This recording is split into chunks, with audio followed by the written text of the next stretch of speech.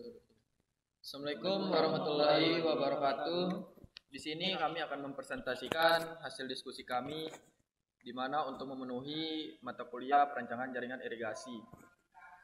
Adapun poin-poin yang akan kami bahas yaitu perencanaan tata nama jaringan irigasi, tata warna jaringan irigasi, bangunan-bangunan pelengkap jaringan irigasi, beserta simbol-simbol bangunan jaringan irigasi dan perencanaan layout jaringan irigasi.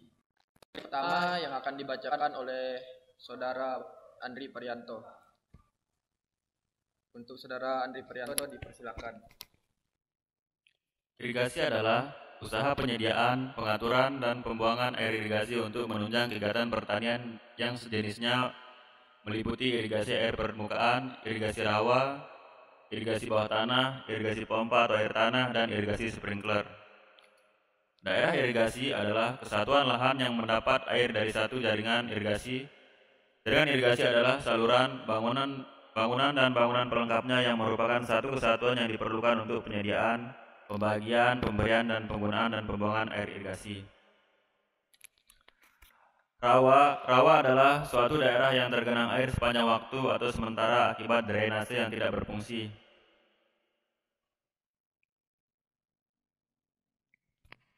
Skema adalah gambar sketsa yang menggambarkan jumlah bangunan bagi sadap, luas tiap petak tersier, luas ruas saluran sekunder atau primer, letak bangunan pengambilan, serta panjang dan debit saluran. Skema bangunan adalah gambar sketsa jumlah saluran bangunan yang ada pada daerah irigasi tersebut. Peta ikhtisar adalah peta pembagian petak yang merupakan pembesaran dari peta-peta. Bangunan utama adalah bangunan pengambilan atau penampungan air yang berfungsi menyadap air pada sumber yang digunakan untuk irigasi, bendungan, bendung, pre-intake, dan stasiun pompa. Peta-peta atau layout adalah peta yang menggambarkan atau menunjukkan segala informasi lokasi dan arah saluran pembawa atau pembuang bangunan utama atau pelengkap, batas peta primer, sekunder, dan tersier yang dapat diairi berdasarkan keadaan topografi daerah tersebut. Garis kontur adalah garis yang menghubungkan tempat-tempat yang sangat tinggi dan suatu permukaan tanah di dalam peta. Garis kontur ini dapat kita bayangkan sebagai tepi dari suatu danau atau laut. Kerapatan jarak kontur pada suatu peta dengan yang lainnya menunjukkan keadaan wilayah yang curam. Sebaliknya, semakin jarang jarak antara garis kontur pada suatu peta menunjukkan bahwa daerah yang disebut termasuk dalam kategori landau. Peta kontur adalah jenis peta yang menggunakan garis kontur untuk menggambarkan ketinggian suatu tempat di permukaan bumi. Sungai atau lembah, garis kontur yang menyerupai huruf P berurutan menunjukkan sungai atau lembah. Perbukitan atau gundukan, garis kontur yang menyerupai huruf U berurutan menunjukkan perbukitan atau gundukan atau pegunungan daerah yang menanjak. Ukuran peta tersier yaitu 50 sampai 75 hektar are. Ukuran peta kuarter 8 sampai 15 hektar are. Panjang saluran tersier kurang lebih 1.500 meter, sedangkan panjang saluran kuarter kurang lebih 500 meter. Jarak antara saluran kuarter dan pembuang kurang lebih 300 meter. Pada peta, sebisa mungkin satu peta berada dalam suatu wilayah administratif. Batas peta bisa berupa saluran irigasi, saluran drainase, batas desa, atau bahkan sungai. Warna-warna standar akan dipakai untuk memperjelas gambar tata letak jaringan irigasi dan pembuang. Warna-warna yang dipakai adalah yang pertama biru untuk jaringan irigasi, garis penuh untuk jaringan pembawa yang ada, dan garis putus-putus untuk jaringan yang sedang direncana. Yang kedua merah untuk sungai dan jaringan pembuang, garis penuh untuk jaringan yang sudah ada, dan garis putus-putus untuk jaringan yang sedang direncanakan. Coklat untuk jaringan jalan, kuning untuk daerah yang tidak diairi atau dataran tinggi atau rawa. Hijau untuk pembatas kabupaten, kecamatan, desa, dan kampung. Merah untuk tata nama bangunan. Hitam untuk jalan kereta api. Warna bayangan akan dipakai untuk batas-batas peta sekunder, batas-batas peta tersier, dan akan diarsir dengan warna yang lebih muda dan warna yang sama.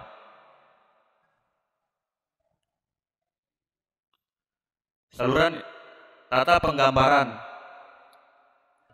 Saluran irigasi yang berwarna biru, sedangkan saluran primer tebal garisnya 1,0 atau 0,7. Saluran sekunder garis putus-putus dan tebal 0,7 atau 0,5. Saluran tersier dan tebal garis 0,5 sampai 0,35. Saluran kuarter dan tebal garis 0,35 atau 0,25. Selanjutnya saluran pasangan, terowongan, saluran penutup, bangunan irigasi, bangunan pengatur, bangunan bagi. Bangunan-bangunan pelengkap yaitu jalan inspeksi, jalan petani, jembatan orang, tempat cuci, tempat mandi hewan di dalam saluran. Yaitu yang pertama bangunan utama, bangunan bagi, bangunan sadap, bangunan ukur, bangunan pelengkap, saluran pembawah, dan saluran pembuang.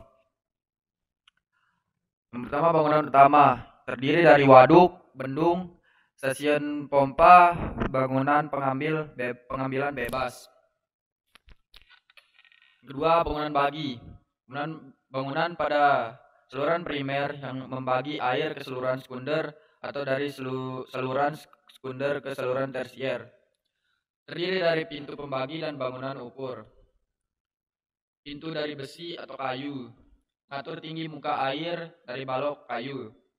Yang ketiga, bangunan sadap. Bangunan yang langsung mengambil air dari saluran induk atau sekunder untuk ke petak tersier. Bangunan sadap dapat berupa alat ukur seperti romige, kram de gruyter. Sadap tersier yang langsung dari saluran induk berupa pipa dengan diameter tertentu sesuai dengan debit yang diharapkan. Keempat, bangunan ukur. Alat ukur ambang lebar. Mulut permukaan yang dibulatkan dan pemasukan bermuka datar dan peralihan penyempitan. Alat ukur romige, alat ukur Cipoletti, alat ukur kram de gruyter, alat ukur parsal. Kelima, bangunan pelengkap.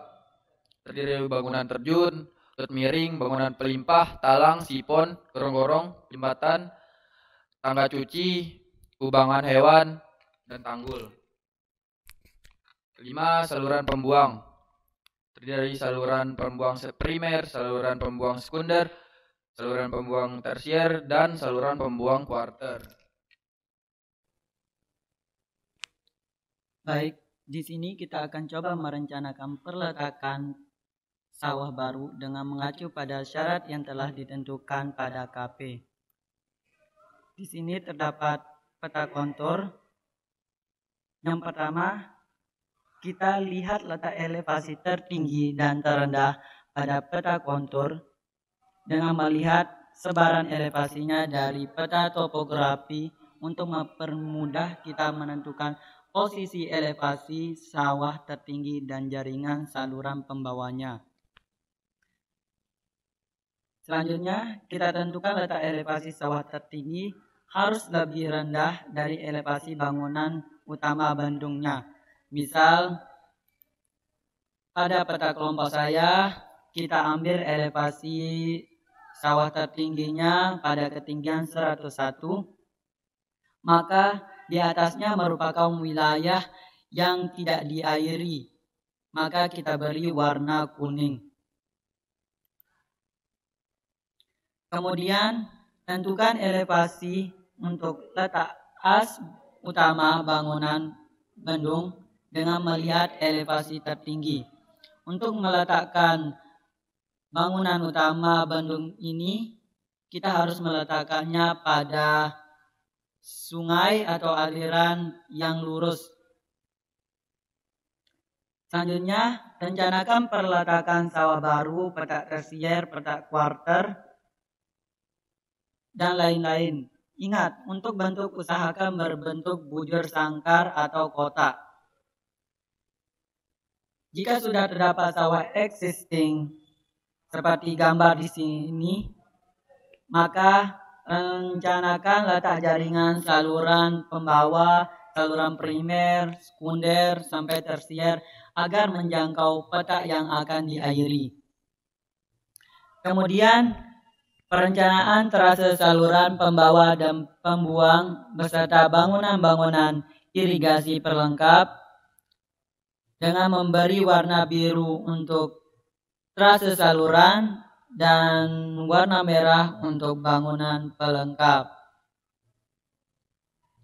Untuk luas sawah primer, kita asumsikan sesuai dengan yang ada di KP, yaitu sekitar 50-75 hektar.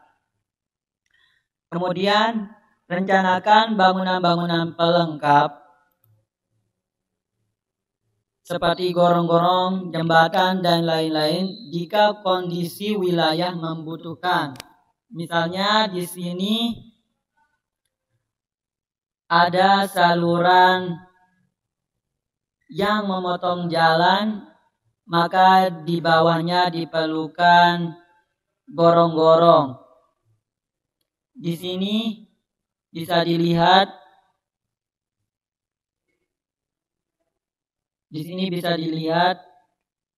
untuk saluran yang memotong jalan,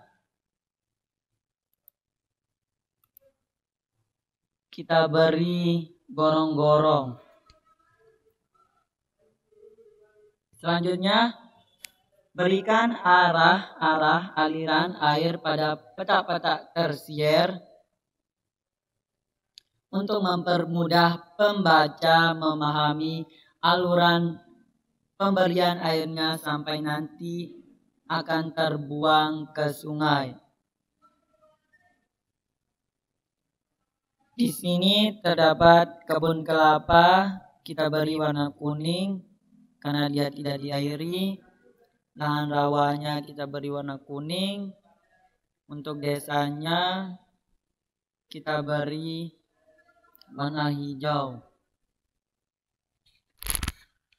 Baik, sekian dari kelompok kami. Lebih kurangnya mohon maaf. Wassalamualaikum warahmatullahi wabarakatuh.